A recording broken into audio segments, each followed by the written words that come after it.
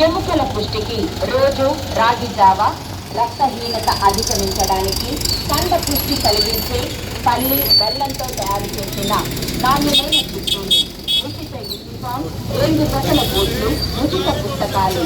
ఇవే కాక ప్రతిరోజు ఒకే కూర కాకుండా రోజుకొక మెనూతో ఉడికించిన గుడ్డును అన్నంతో పాటు అందజేస్తున్నాము.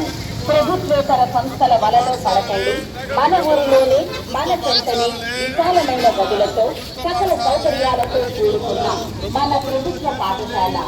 మన సౌకర్యాలు మరొకసారి డాక్టర్ సీతమ్మ గారి భోజన పథకం, డాక్టర్ సర్వేపల్లి రాధాకృష్ణ విద్యార్థికి LED టీవీల ద్వారా సాంకేతిక విద్యా బోధన, విశాలమైన తరగతి గదులు, కార్పొరేట్ స్థాయిలో విద్యా బోధన, మనకు క్షేత్ర స్థాయిలోని ప్రతి తరగతికి ఒక ఉపాధ్యాయుని చొప్పున విద్యా బోధన.